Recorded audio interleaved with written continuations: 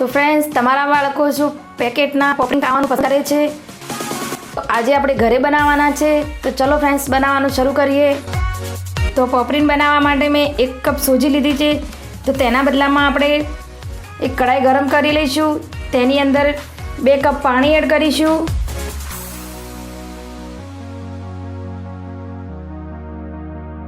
તો તેમાં સ્વાદ અનુસાર મીઠું,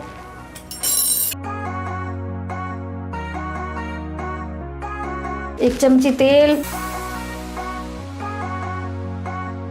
તો પાણીમાં તેલ અને મીઠું નાખી અને સરસ હલાવી લઈશું અને પછી તેને સરસ ગરમ થવા દઈશું. તો પાણી ઉકળે પછી તેની પ્રોસેસ કરીશું આગળ. તો ફ્રેન્ડ્સ, જોઈ શકો છો પાણી ઉકળી અને તૈયાર છે. તો હવે ઉકળતા પાણીમાં આપણે સોજી એડ કરીશું અને મિક્સ કરી લઈશું.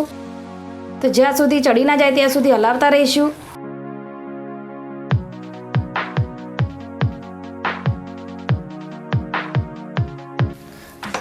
તો બસ ફ્રેન્ડ્સ, આ રીતે થઈ જાય એટલે ગેસ બંધ કરી દઈશું અને ઢાંકણ ઢાંકીને 2 થી 3 મિનિટ સુધી રહેવા દઈશું, જેથી કરીને આપણી સૂજી ફૂલી જાય.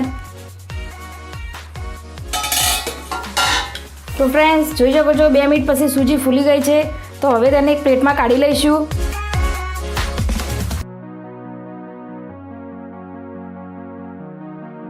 તો ફ્રેન્ડ્સ, આ ટાઈમે ફરીથી આપણે થોડુંક તેલ એડ કરી અને સોજીને મસળી લઈશું. તો આ પ્રોસેસ મેન છે.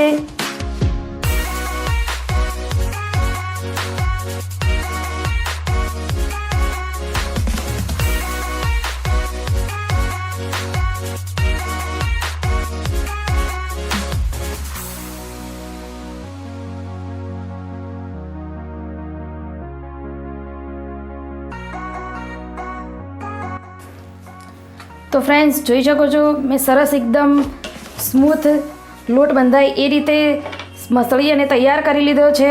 તો મેઇન પ્રોસેસ આ છે કે આપણે આને સરસ રીતે મસળવાનો છે.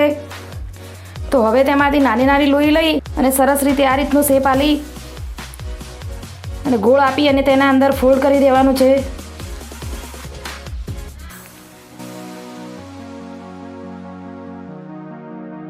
તો ફ્રેન્ડ્સ, જોઈ શકો છો 1 કપ સૂજીમાંથી કેટલા બધા પોપરિંગ બનીને અને તૈયાર છે.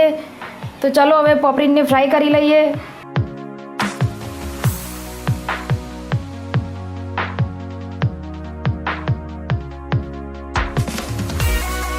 તો ફ્રેન્ડ્સ, બધા પોપરિંગને આપણે અલટ પલટ ફેરવી અને ચડવવાના છે.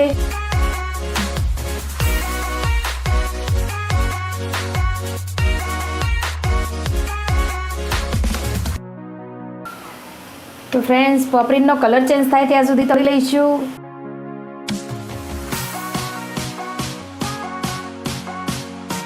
તો ફ્રેન્ડ્સ, જોઈ શકો છો પોપરિંગ એકદમ સરસ રીતે ચડી અને તૈયાર છે. તો ફ્રેન્ડ્સ, જોઈ શકો છો કેટલો સરસ અવાજ આવે છે. તો સેમ પ્રોસેસથી બીજા પણ તળી લઈએ. તો આ પોપરિંગને તમે ફ્રીઝરમાં 15 થી 20 દિવસ સુધી ફ્રોઝન બી કરી શકો છો. જ્યારે બાળકોની ઈચ્છા હોય ત્યારે તળી અને આપી શકો છો.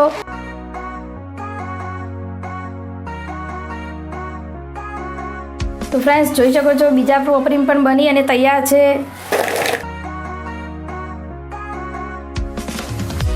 જો અવાજ ઉપરથી જ ખબર પડે કે પોપરિંગ કેટલા સરસ રીતે બની અને તૈયાર છે. તો હવે પોપરિંગ સારા લાગે, બાળકોને ભાવે એટલે બાળકોની ફેવરેટ મેગી મસાલો એડ કરીશું.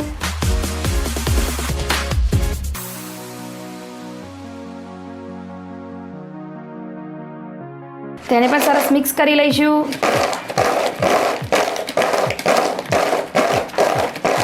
તો ફ્રેન્ડ્સ, જોઈ શકો છો બાળકોને ભાવે એવા સરસ મજાના પોપરિંગ બનીને તૈયાર છે.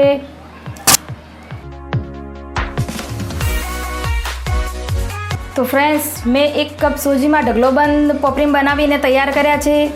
તો તમે પણ આવી રીતે ઘરે બનાવી શકો છો અને બાળકોને આપી શકો છો. તો મારી આ રેસીપી ગમી હોય તો લાઈક, શેર, સબસ્ક્રાઈબ કરી લેજો અને આવી નવી રેસીપી સાથે હું ફરીથી મળીશ. ત્યાં સુધી આવજો.